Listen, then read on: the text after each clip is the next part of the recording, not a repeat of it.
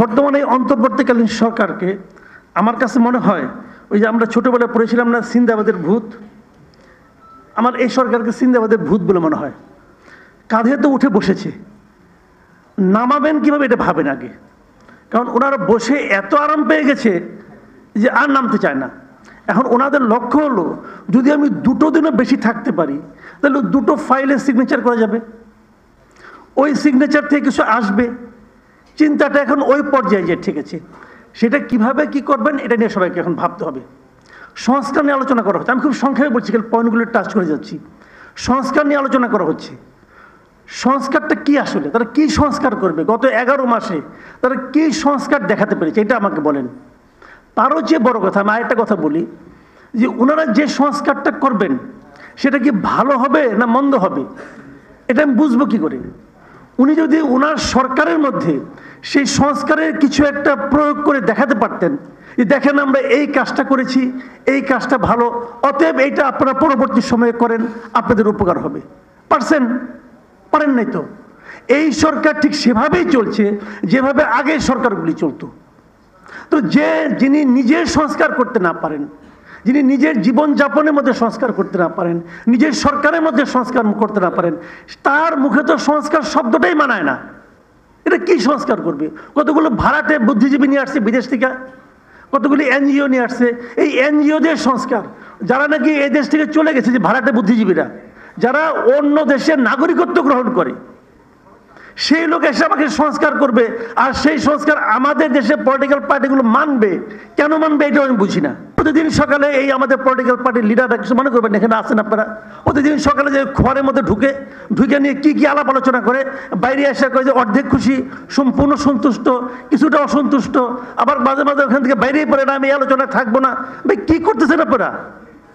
আসলে আপনাদের একটা জায়গায় ঢুকাই নিয়ে সময় ক্ষেপণ হচ্ছে, জাস্ট সময় ক্ষেপণ করে এটাকে অজুহাত হিসেবে দেখানো হচ্ছে যে যতদিন এই সংস্কার না হবে ততদিন নির্বাচনের কথা বলতে পারবেন না। ভাই আপনি গণতন্ত্রের কথা বলেন, গণতন্ত্রের অনেকগুলি পথ আছে, আপনি অনেকভাবে গণতন্ত্র করতে পারেন, কিন্তু আপনি যে পথেই যান না কেন গণতন্ত্রের প্রথম পদক্ষেপ হচ্ছে নির্বাচন। আপনি জনগণকে সেই ক্ষমতা দিতে হবে যার মাধ্যমে জনগণ নির্ধারণ করবে যে পরবর্তী 5 বছর কে শাসন ক্ষমতায় থাকবে, মানে শাসনটা কে পরিচালনা করবে, রাষ্ট্রটা কে পরিচালনা করবে, এই জিনিসটা নির্ধারণ করার দায়িত্ব হলো জনগণের। কারণ জনগণ যদি ঠিক করে জনগণ তাকে সরাতেও পারবে, তাহলে যারা যাবে তাদের একটা জবাবদিহিতা থাকবে জনগণের কাছে। এই সরকার তো কোনো জবাবদিহিতা নাই। যাই হোক, আমি এটা নিয়ে আর ডিটেল যাব না। আমি আর্টিকেলটা দেখলাম বসে বসে, এখানে আমি একটু পরে এসেছি, সম্পূর্ণ দেখা হয় নাই। তো এটা দেখলাম, উনি তত্ত্বাবধায়ক সরকারের বিভিন্ন দেশের উদাহরণ টেনেছেন, অনেক পরিশ্রম করেছেন, কোনো সন্দেহ নাই। কিন্তু পিআর পদ্ধতি নিয়ে ওনার যে বিশ্লেষণগুলো, উনি থাকলে ভালো হতো, এটা আমার কাছে খুবই একপেশে মনে হয়েছে। উনি পিআর পদ্ধতির মধ্যে কোনো কিছু ভালো খুঁজেই পান নাই। কেন খুঁজে পেলেন না ভাই? তাহলে 91টা দেশ এই মুহূর্তে বিশ্বে, তারা কি খারাপ জেনেও এটা করতেছেন? এটা কেন হবে ভাই?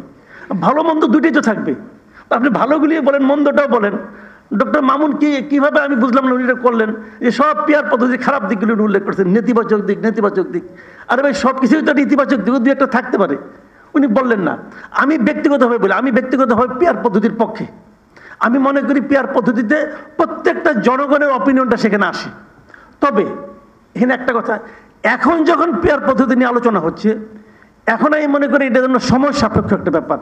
এই অল্প সময়ের মধ্যে এটা নিয়ে আলোচনা করতে গেলে বিষয়টা আরো ঝুলে যাবে বলে আমি মনে করি। আসসালামু আলাইকুম প্রিয় দর্শক, অন্য মঞ্চের আলাপ চাইতে আপনাদের সকলকে আমন্ত্রণ জানাচ্ছি। নাকি তত্ত্বাবধায়ক সরকার, নাকি হাসিনার নির্বাসিত সরকার এবং গৃহযুদ্ধ, এই সব কয়টির সম্ভাবনা নিয়ে জোর আলোচনা চলছে বাংলাদেশে এবং বাংলাদেশের কথা যারা ভাবেন তাদের মধ্যে। ইউনূস চলে যাচ্ছেন এটা এখন প্রায় নিশ্চিত। প্রায় কথাটি এই জন্য বললাম, রাজনীতিতে নিশ্চয়তা বলে কোনো শেষ কথা হয় না। কোটা বিরোধী আন্দোলনের মতো একটা সাধারণ বিষয়ের নির্বিষ আন্দোলন শেখ হাসিনা সরকারের পতন ঘটাবে, এই কথাটি 5 আগস্টের আগে সেনাপ্রধান ওয়াকার উজ্জামান ছাড়া কয়জন ভাবতে পেরেছিলেন? ওয়াকার উজ্জামান ভাবতে পেরেছিলেন এই কারণে যে হাসিনা বিরোধী ষড়যন্ত্রের বড় শরিক ছিলেন তিনিও, এবং সেনা তার সাংবিধানিক দায়িত্ব পালন করে ওই যে রাইফেল নামিয়ে রাখলো, এই সিদ্ধান্ত ওয়াকারুজ্জামান আগেই নিয়ে রেখেছিলেন। ইউনূসের বিদায় নিশ্চিত, এর মধ্যে প্রায় কথাটি ঠিক এই কারণেই বলেছি। আসলে শাসন, প্রশাসন, অর্থনীতি, দেশের সার্বভৌমত্ব, আন্তর্জাতিক সম্পর্ক, সব ব্যাপারেই এই ইউনূস সরকারের ব্যর্থতা এত গভীর ও ব্যাপক যে আর একটি দিনও এই সরকারের ক্ষমতায় থাকার কথা নয়। আমেরিকার পক্ষভুক্ত ইউরোপীয় সরকারগুলো, যারা শেখ হাসিনার সময় শুধু নাক গলানো নয়, সারা শরীর গলিয়ে ছড়ি ঘোরাচ্ছিল বাংলাদেশের রাজনীতিতে, তারা এখন চুপ। আমেরিকায় বাইডেন সাহেবের বিদায়ের পর কিছুদিন একটু কি হয় ভাব চলছিল। ট্রাম্প সাহেবও আদৌ সদয় ছিলেন না ইউনূসের ওপর। এখনো যে তিনি সদয় তা নন, শুধু করিডর নিয়ে, চট্টগ্রাম বন্দর নিয়ে, সেন্ট মার্টিনস আইল্যান্ড নিয়ে ব্ল্যাকমেল করার জন্য ইউনূসকে বহাল রেখেছেন পদে। এর ওপর যেসব শর্ত দিয়ে বাণিজ্য চুক্তি করেছেন বাংলাদেশের সঙ্গে, তার কুফল যে কতটা ভুগতে হবে দেশকে, সেটা যারা সরকারে আসবে ইউনূসের পর, তারা হাড়ে হাড়ে টের পাবে। এই মুহূর্তে ইউনূসের কাছ থেকে কিছু পাওয়ার নেই ট্রাম্প সাহেবের, তাই বিদায় ঘণ্টা বাজিয়ে দিয়েছেন। বাংলাদেশের সেনার কাছেও সিগন্যাল পাঠাচ্ছে আমেরিকা। এই যে এনসিপি নেতাদের মাথা থেকে সুরক্ষার ছাতা সরিয়ে নেয়ার নির্দেশ আমেরিকা পাঠালো ওয়াকারুজ্জামানের কাছে, সেটাও কিন্তু একটা বড় সংকেত যে ইউনূস তুমি যাও। আধিকারিক পুষ্টি পায়নি বটে, এবং এসব ব্যাপারে আধিকারিক পুষ্টি হয়ও না, তবু খবর পেয়েছি ইউনূসের বিকল্প মন্ত্রিসভা গঠনের জন্য প্রয়োজনীয় ব্যবস্থা নিতে নির্দেশ পেয়ে গেছেন ওয়াকার সাহেব। বলা বাহুল্য, নির্দেশ এসেছে ওয়াশিংটনের হোয়াইট হাউস থেকে। যদিও এই প্রস্তাবে কিন্তু প্রাথমিক সায় আছে ভারতেরও। অনেকেই মনে করছেন হয়তো যে ভারত আমেরিকার সম্পর্ক এখন ভালো নয়, নানা বিষয়ে খটাখটি চলছে, এটা মিথ্যে নয়, কিন্তু তাই বলে সম্পর্ক ভাঙেনি বা কাটেনি, এমনকি একটু আঁচড় পর্যন্ত লাগেনি বলে দিলাম। আসলে ট্রাম্পের চাপের কাছে যখন পৃথিবীর একের পর এক দেশ সারেন্ডার করছে, ভারত তখন সারেন্ডার করেনি, তাই দর কষাকষি চলছে কেবল।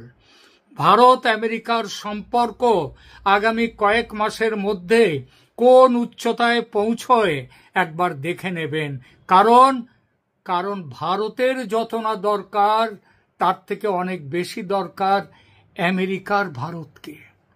বাংলাদেশ নিয়ে ট্রাম্পের ভাবনায় এখন আর ইউনূস নেই, সে জায়গায় এসেছে বিকল্প সরকার, যে সরকার এসে একটি ফ্রি অ্যান্ড ফেয়ার ইলেকশন করবে, যে ইলেকশনে অংশ নেবে আওয়ামী লীগও। ভারত সরকারের কাছে বিভিন্ন গোয়েন্দা সূত্রে রিপোর্ট এসেছে যে সুষ্ঠু নির্বাচন হলে, রিগিং না হলে আওয়ামী লীগের জয় সুনিশ্চিত। কারণ ইউনূসের কুশাসন, ক্রেডিবল পলিটিক্যাল একটা পার্টি হিসেবে বিএনপির দ্বিচারিতা ও ব্যর্থতা, জামাতের জঙ্গি মোল্লাতন্ত্র ও পাকিস্তানতন্ত্র প্রতিষ্ঠার চেষ্টা, দেশ থেকে ৭১কে মুছে ফেলার অপচেষ্টা, এই সব কিছু মিলে নতুন করে ৭১-এর চেতনার পক্ষে দাঁড়াতে শুরু করেছে দেশের ব্যাপক সংখ্যক মানুষ। আর এর প্রত্যক্ষ ফল তো দেখাই যাচ্ছে। আওয়ামী লীগের পুনর্জন্ম হয়েছে, ভয় কাটিয়ে মানুষ হাজারে হাজারে নামছে রাজপথে। শুধু তো আওয়ামী লীগ নয়, দেশের ছাত্র সমাজ মিছিল করছে, সেই মিছিলে স্লোগান দিচ্ছে, ইউনূসের 2 গালে জুতো মারো তালে তালে ভাবা যায়। অথচ এই ছাত্ররা মাত্র একটি বছর আগে হাসিনা হটাও আন্দোলনে সামিল ছিল। বলতে খারাপ লাগে, তবে এটাই সত্যি যে বাংলাদেশের সবচেয়ে ঘৃণিত মানুষটির নাম বর্তমানে সম্ভবত doctor Mohammad Yunus, the Nobel laureate. সুতরাং তাকে চলে যেতে হবে। কিন্তু আসন তো খালি থাকে না, থাকবে না। সরকারে বসতে হবে কাউকে না কাউকে। কে বসবে বা বসতে পারে, কে নিতে পারে দেশের দায়িত্ব? এই প্রসঙ্গে অনেক বিশ্লেষক বলছেন কেয়ারটেকার গভর্নমেন্ট প্রতিষ্ঠার কথা, যারা 3 মাসের মধ্যে দেশে নির্বাচন করাবেন ও নির্বাচিত সরকারের হাতে ক্ষমতা তুলে দিয়ে বিদায় নেবেন। কিন্তু তারাও যদি হয় ইউনূসেরই এক পথের পথিক, তারাও যদি এটা সেটা কারণ দেখিয়ে যুদ্ধ কিছু একটা বাঁধিয়ে যদি সময় কিল করেন, টাইম কিল করতে থাকেন, তাহলে কে হবে, কি হবে? কেউ বলছেন দেশে প্রেসিডেন্সিয়াল রুল বা রাষ্ট্রপতির শাসন জারি করে রাষ্ট্রপতি নিজেও সরকার চালাতে পারেন না। স্যার, পারেন না, সেটা হয় না। যদি সংবিধানকে মানতে হয় তাহলে সেটা হবে না। আপনারা বলতে পারেন ইউনূস সরকার কি রয়েছে সংবিধান মেনে? না, মেনে নেই। আর সেজন্যই তো তার বিরোধিতা আরো বেশি করে হচ্ছে এবং ভবিষ্যতে এর জন্য জবাবদিহি করতে হবে। বাংলাদেশের সংবিধানে রাষ্ট্রপতির শাসন, তার থেকে বড় কথা কি জানেন? রাষ্ট্রপতির শাসন জারি করার কোনো ব্যবস্থাই নেই বাংলাদেশের সংবিধানে। ভারতের বিভিন্ন রাজ্যে রাষ্ট্রপতির শাসন হতে পারে, কিন্তু কেন্দ্রে কখনো রাষ্ট্রপতির শাসন ভারতেও হতে পারে না। এটা একই অবস্থা বাংলাদেশও। তৃতীয় যে সরকার গঠনের সম্ভাবনা, সেটি হলো ন্যাশনাল ইমার্জেন্সি ঘোষণা করে দেশ চালানো, সরকার চালানো। বাংলাদেশের সংবিধানের 9(a) ধারায় রাষ্ট্রপতিকে ক্ষমতা দেয়া হয়েছে দেশে ইমার্জেন্সি বা জরুরি অবস্থা ঘোষণার। যদি বহিঃশত্রুর আক্রমণ বা অভ্যন্তরীণ গোলযোগের ফলে দেশের সুরক্ষা, নাগরিকদের স্বাধীনতা, অর্থনীতি এসবগুলো ক্ষুণ্ণ হওয়ার সম্ভাবনা থাকে, তাহলে রাষ্ট্রপতি জরুরি অবস্থা জারি করতে পারেন। তবে এখানেও একটা খুব বড় তবে আছে। এই তবেটা হলো রাষ্ট্রপতি তখনই তিনি এই ইমার্জেন্সি বা জরুরি অবস্থা জারি করতে পারেন যখন প্রধানমন্ত্রী সুপারিশ করবেন। প্রধানমন্ত্রীর সুপারিশ নিতে হবে রাষ্ট্রপতির শাসন জারি করতে গেলে, এবং তারপরে পার্লামেন্ট যখন বসবে, পার্লামেন্ট বসলে পার্লামেন্ট থেকে অ্যাপ্রুভ করে নিতে পারে। পার্লামেন্ট তো বাংলাদেশের ভেঙে দেওয়া হয়েছে, কিন্তু সেটা আবার ফিরিয়েও নেওয়া যায়। 2-4 জন নিহত হতে পারেন, ঠিকই সম্ভাবনা আছে, কিন্তু তাহলে বাকিরা বৃহৎ সংখ্যক সাংসদরা তো আছেন, তাদেরকে দিয়ে পরে পার্লামেন্ট পুনরায় বসিয়ে অ্যাপ্রুভাল নিয়ে নেওয়া যেতে পারে।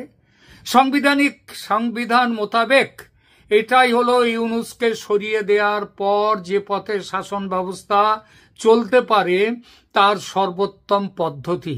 এতে সংবিধান ভাঙা হয় না। এইবার প্রশ্ন ওঠে, কি বলছেন সংবিধান ভাঙা হয় না? সংবিধান তো ভাঙা হয়ে গেছে, প্রধানমন্ত্রী তো নেই। তাহলে রাষ্ট্রপতিকে কে সুপারিশ করবে জরুরি অবস্থা জারির জন্য? এই সুপারিশ ছাড়া যদি জরুরি অবস্থা জারি করেন তিনি, সেটা হলে তিনি তো নতুন করে সংবিধান অবমাননা করবেন, তাই না? তাহলে কি হবে? এই সমস্যারও সমাধান আছে। প্রধানমন্ত্রী শেখ হাসিনা পদত্যাগ করেননি, এটা শুধু তিনি নিজে যে বলেছেন তা নয়, স্বয়ং রাষ্ট্রপতি স্বীকার করেছেন। অর্থাৎ আইন অনুযায়ী এখনো দেশের প্রধানমন্ত্রী শেখ হাসিনা। স্বয়ং রাষ্ট্রপতি স্বীকার করার ফলে এই ব্যাপারে কারো কোনো প্রশ্ন তোলার সম্ভাবনা নেই। শেখ হাসিনাকে তাই সসম্মানে ফিরিয়ে এনে তাকে দিয়ে সুপারিশ করিয়ে জরুরি অবস্থা জারি করা যায়। মনে রাখবেন, তেমন হলে শাসনের ক্ষমতা কিন্তু থাকবে প্রধানমন্ত্রী হিসেবে শেখ হাসিনার হাতেই। এই প্রস্তাবের বিপক্ষে ঝড় তুলবেই জামাত, বিএনপি, এনসিপি সহ ইউনূসের সহযোগীরা তথা আওয়ামী লীগের বিরোধীরা। তারা মানতেই চাইবে না এটা, মনে মনে বিরোধিতা করবেন তাদেরই সঙ্গে ওয়াকারুজ্জামানও। কারণ তার বড় ভয় ভবিষ্যতে কোর্ট মার্শাল হতে পারে তার। ভারত খুব চেষ্টা করছে শেখ হাসিনাকে এভাবে ক্ষমতায় নিয়ে এসে ঢাকায় ফেরত পাঠাতে। এজন্য ট্রাম্প প্রশাসনের ওপরও চাপ সৃষ্টি করছে ভারত। এখানে ইতিমধ্যে উপরাষ্ট্রপতি আমেরিকার জেডি ভান্স, সেখানকার secretary of state Marco Rubio এবং তুলসী গ্যাবার্ড তাদের সঙ্গে এই সমস্ত ব্যাপার নিয়ে স্বয়ং ভারতের পররাষ্ট্রমন্ত্রী এস জয়শঙ্কর এবং ভারতের national security adviser Ajit Doval তাদের সঙ্গে কথাবার্তা শুরু করে দিয়েছেন। সুতরাং জরুরি অবস্থার জারির মাধ্যমে শাসনে ফিরতেই পারেন শেখ হাসিনা। যদি না হয় এটা, ওই আবার যদি প্রশ্ন, ইফস অ্যান্ড বাটস, এগুলো তো ফেলে দেয়া যায় না, আর রাজনীতিতে এগুলো রাখতেই হয়। তাই বলছি, যদি না হয় এটা, তাহলে রাষ্ট্রপতি কি করবেন? রাষ্ট্রপতি করতে পারেন যেটা, গত আগস্টের মতো সুপ্রিম কোর্টের অভিমত নিয়ে বিকল্প উপদেষ্টা পরিষদ গঠন করতে পারেন 3 মাসের মধ্যে ভোট করার জন্য একেবারে স্পষ্টভাবে নির্দেশ দিয়ে। এবারের সুপ্রিম অভিমত, এবার যদি এইভাবে রাষ্ট্রপতি সুপ্রিম কোর্টের অভিমত চান, সেটা হলে এটা তিনি ওই গত বছর যে জালিয়াতি করে ইউনূসকে ক্ষমতায় বসিয়েছিল জামাত এবং বিএনপি এবং তাদের সহযোগীরা, সেই জালিয়াত চিঠির মতো সেবার কোনো মিটিংই হয়নি বিচারপতিদের সুপ্রিম কোর্টের। এবার সেটা হবে না, এটা নিশ্চিত করে বলা যায়। এই পদটি অসাংবিধানিক হবে ঠিকই, তবে রাষ্ট্রপতির হাতে সুপ্রিম কোর্টের রক্ষা কবচ কিন্তু থাকবে। ধরা যাক নতুন উপদেষ্টা পরিষদে এসেও ভোট করতে গড়িমসি করলেন ইউনূসের মতো, কিংবা ইউনূস কপাল জোরে থেকে গেলেন তার পদে। ওই যে বলেছিলাম না প্রায় নিশ্চিত ইউনূসের চলে যাওয়া, ধরুন সেই প্রায়টাই জোর হয়ে গেল এবং ইউনূস থেকে গেলেন তার পদে, তাহলে কি হবে?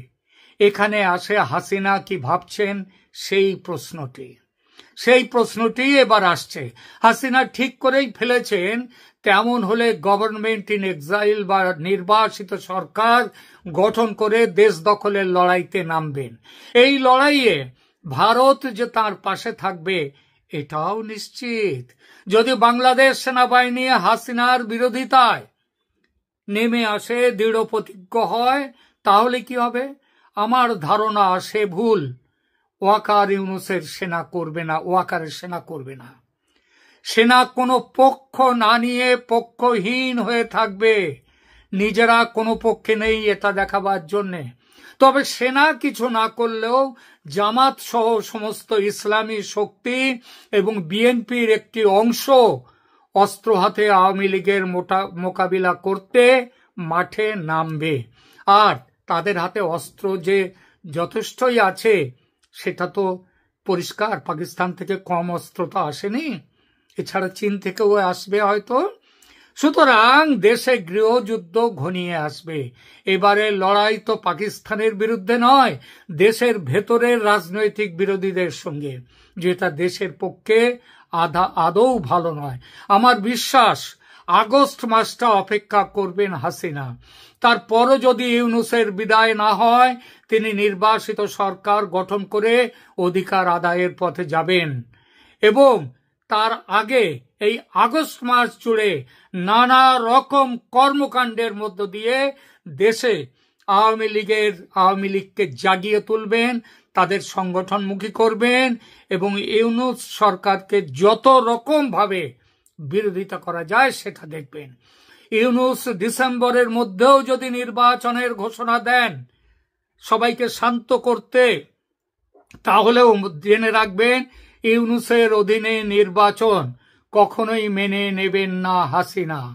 তিনি চাইবেন নির্বাচন হবে তখনই যখন এই সরকার ক্ষমতায় থাকবে না।